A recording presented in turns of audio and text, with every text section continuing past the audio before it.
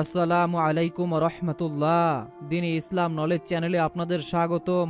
আজ আমি আপনাদের সঙ্গে আলোচনা করব আজ পবিত্র সোমবার দিনে অথবা রাতে যদি আপনারা এই দোয়াটি এবং এই আমলটি করতে পারেন, আল্লাহ তাআলা আপনাদের জীবনের সমস্ত গুনাহকে মাফ করে দিবেন, সকল বিপদ আপদ বালা মুসিবত কেটে যাবে। এবং আল্লাহ তাআলার কাছে কোন দোয়া করেছিলেন হযরত আদম আলাইহিস সালাম, যে দোয়ার বদৌলতে আল্লাহ তাআলা আদম আলাইহিস সালামকে সেই কঠিন বিপদ থেকে রক্ষা করেছিলেন, সেই দোয়াটির আমলটিও বলে দিব। এছাড়াও যে সকল দিনী ভাই ও বোনদের সংসারে ও পরিবারে অভাব অনটন লেগে আছে, কোনোভাবেই যাদের অভাব অনটন পিছন ছাড়ছে না, অবশ্যই আজকের এই আমলটি করে যাবেন। একদিকে সোমবার দিন খুবই গুরুত্বপূর্ণ ফজিলাতপূর্ণ একটি দিন, এছাড়াও রজব মাস চলতেছে। এই রজব মাস অত্যন্ত গুরুত্বপূর্ণ আল্লাহ তাআলার কাছে। নবীজি সাল্লাল্লাহু আলাইহি ওয়াসাল্লামের কাছে এই মাসটির দাম অনেক বেশি। এছাড়াও নবীজি সাল্লাল্লাহু আলাইহি ওয়াসাল্লাম সোমবার ও বৃহস্পতিবার রোজা রাখতেন। এই দিনে যেহেতু নবীজি রোজা রাখতেন, এই দিনটার গুরুত্ব আল্লাহর কাছে অনেক বেশি। তাই অনুরোধ করে বলছি, জীবনে একবার হলেও এই আমলটি করে যাবেন। এই উদ্দেশ্যে ভিডিওটি না টেনে একদম শেষ পর্যন্ত দেখতে থাকুন। অনুরোধ করে বলছি, আমরাই প্রথমবার নারীদের ছবি ছাড়া কিংবা হারাম কোনো ছবি ছাড়া ইউটিউব এবং ফেসবুকে ভিডিও দিয়ে থাকছি। এরকম ভিডিওগুলো যদি আপনি আপনার ফোনে পেতে চান, এজন্য অবশ্যই দিন ইসলাম নলেজ চ্যানেলটিকে সাবস্ক্রাইব করে রাখুন। তো চলুন শুরু করি। মুমিনের জীবনে গুরুত্বপূর্ণ একটি বিষয় হলো দোয়া। প্রিয় নবী হযরত মুহাম্মদ সাল্লাল্লাহু আলাইহি ওয়াসাল্লাম দোয়াকে সর্বোত্তম ইবাদত ও ইবাদতের মূল বলে অবহিত করেছেন। দোয়া মুমিনের জীবনে শক্তিশালী অস্ত্র হিসাবে বিবেচিত হয়েছে। আল্লাহর সঙ্গে সম্পর্ক তৈরি ও ইমানের শক্তি বৃদ্ধির হাতিয়ার হচ্ছে দোয়া। আল্লাহর রহমত ও ক্ষমা প্রার্থনার জন্য বেশি বেশি দোয়া করা উচিত। দিনী ভাই এবং বোনেরা, আমাদেরকে ভুলে গেলে চলবে না। আমাদের যে কোনো সমস্যাই হোক না কেন, যত বিপদ আপদ বালা মুসিবতই আসুক না কেন, আমাদের জীবনে যত সমস্যাই থাকুক না কেন, আমরা কিন্তু আল্লাহর কাছেই দোয়া করব। কেননা আমাদের এই সমস্যাগুলো পরিত্রাণ এবং এই সমস্যা থেকে বের হয়ে আসার জন্য আল্লাহই আমাদের সাহায্য করবেন। পৃথিবীর কোনো মানুষ দ্বারা আপনি সাহায্য পাবেন না। হতে পারে কারো ওসিলা থেকে আল্লাহ তাআলা আপনাকে সাহায্য করবেন, কিন্তু সাহায্যটা আল্লাহর পক্ষ থেকেই আসবে। সুতরাং আল্লাহর উপর বিশ্বাস ও ইয়াকিন নিয়ে আমলটি করবেন। আপনাদের বোঝার সুবিধার্থে হযরত আদম আলাইহিস সালাম যে দোয়াটি করেছেন, সেই দোয়াটি আমি আপনাদেরকে ভিডিওর মাঝখানে বলে দিব এবং সেই আমলটির নিয়মও বলে দিব। আপনাদের বোঝার সুবিধার্থে হযরত মুসা আলাইহিস সালামের এক ঘটনা বলছি। হযরত মুসা আলাইহিস সালাম একবার আল্লাহ তাআলার কাছে আরজ করলেন, হে আল্লাহ, হে দয়াময় প্রভু, আমার উম্মতের মধ্যে কে সবচেয়ে খারাপ ব্যক্তি, আমাকে দেখিয়ে দাও। অদৃশ্য থেকে আল্লাহর পক্ষ থেকে আওয়াজ আসলো, ঠিক আছে, আগামীকাল তুমি অমুক জায়গায় গিয়ে বসে থাকবে। যে ব্যক্তি সর্বপ্রথম এই রাস্তা দিয়ে অতিক্রম করবে, সে ব্যক্তি হলো তোমার উম্মতের মধ্যে সবচেয়ে খারাপ ব্যক্তি।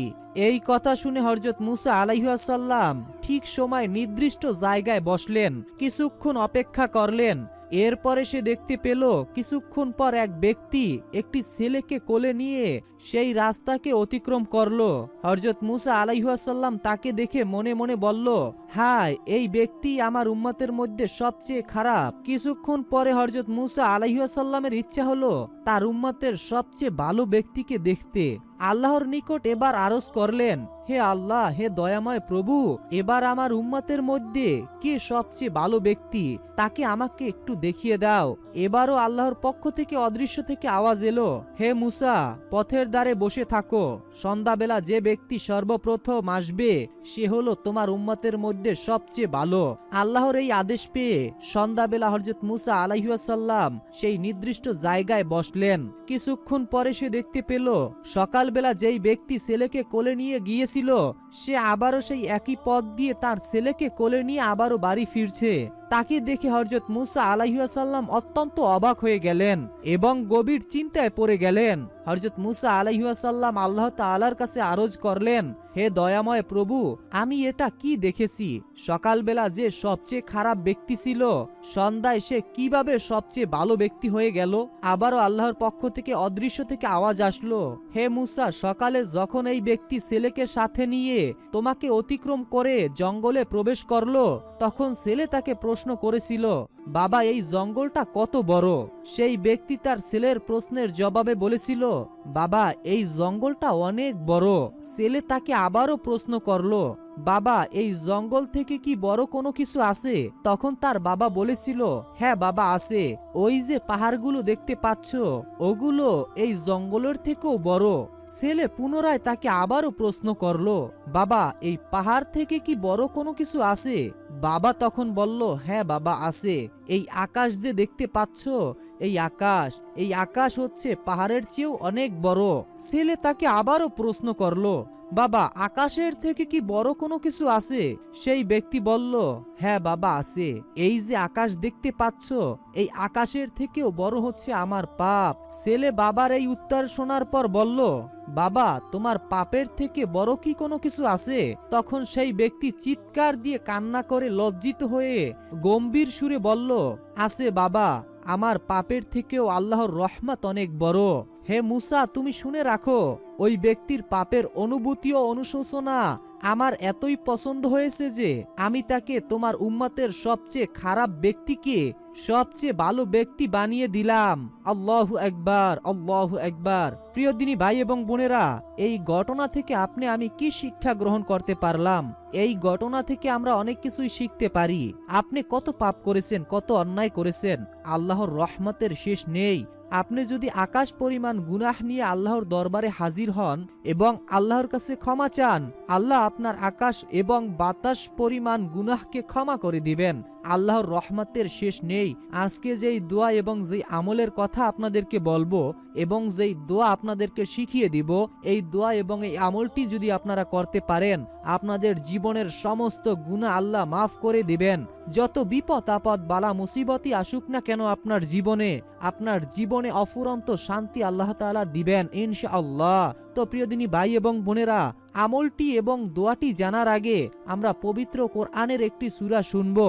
কেননা আমরা অনেকেই আছি পবিত্র কোরআন পড়তে পারি না, এবং যারা পড়তে পারি অনেকেই আছি যারা কাজের ব্যস্ততার কারণে পবিত্র কোরআন খুলে পড়ার মতো সময় হয় না। তাদের জন্য পবিত্র কোরআনের এই সূরাটি নিয়ে হাজির হয়েছি।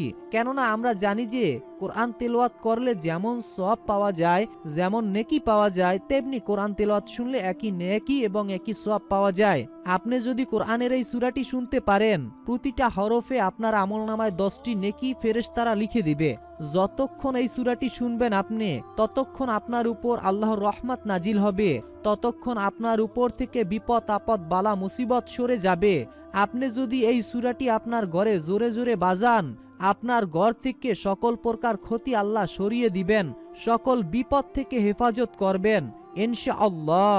মহান আল্লাহর কাছে দোয়া করি, হে আল্লাহ, যে সকল দিনী ভাই এবং বোনেরা আজকের এই সূরাটি শুনবে এবং এই আমলটি করবে, আপনি সকলের জীবনের গুনাহকে মাফ করে দিন, সকলের উপর থেকে বিপদ আপদ বালা মুসিবতকে সরিয়ে দিন, সকলের মনের আশাকে পূরণ করে দিন।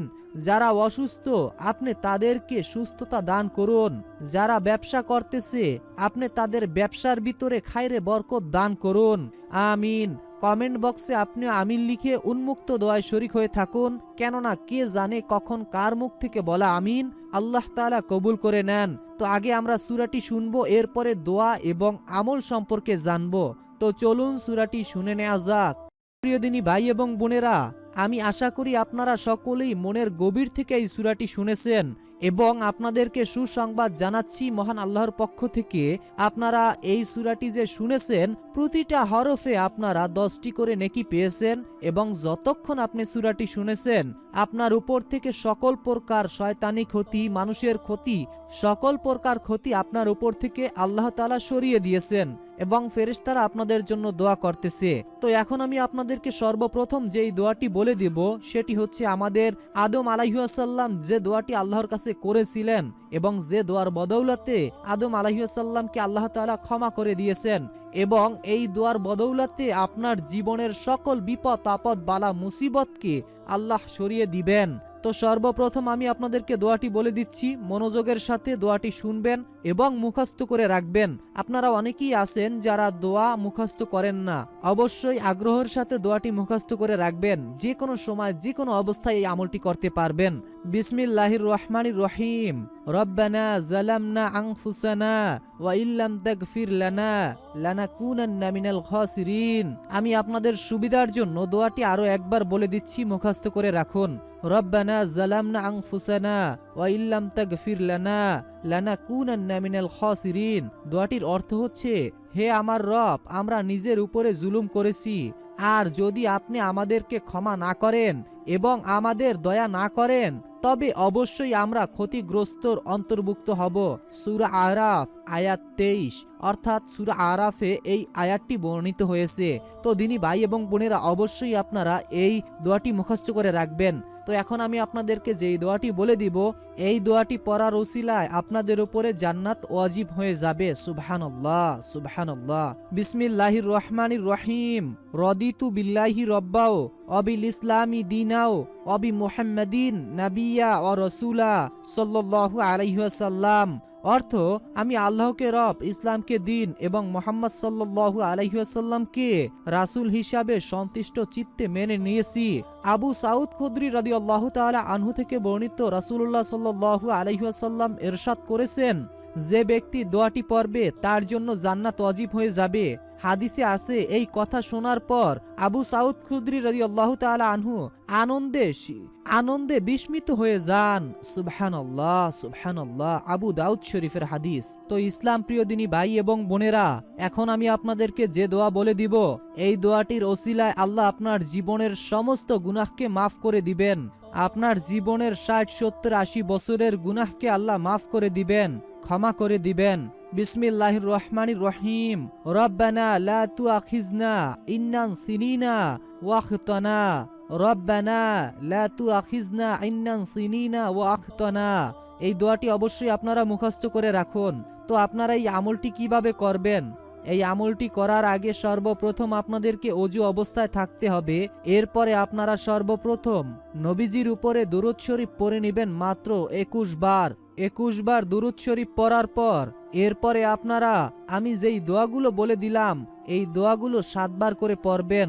7 বার পড়ার পর আপনারা আপনাদের জীবনের সমস্ত হাজত, সমস্ত চাওয়া পাওয়াগুলো আল্লাহর কাছে দোয়ার মাধ্যমে তুলে ধরবেন। ইনশাআল্লাহ আল্লাহ চান তো মুহূর্তেই আপনার জীবনটা পরিবর্তন হয়ে যাবে। জীবনের সকল বিপদ আপদ বালা মুসিবত কেটে যাবে। জীবনের সকল গুনাহকে মাফ করে দিবেন ইনশাআল্লাহ। তো মনের ভিতরে বিশ্বাস নিয়ে আমলটি একবার হলেও করে দেখুন, ফলাফল পাবেন। তো বন্ধুরা, এই ছিল আমাদের আজকের ভিডিও সম্পর্কে যদি আপনাদের মূল্যবান কোনো মতামত থাকে সেটা অবশ্যই কমেন্টে জানাবেন, এবং কার কোন ধরনের সমস্যা রয়েছে সেটা অবশ্যই কমেন্টে জানিয়ে যাবেন। এখনকার মতো বিদায় নিচ্ছি, দেখা হবে পরবর্তীর ভিডিওতে। আসসালামু আলাইকুম ওয়া রাহমাতুল্লাহ।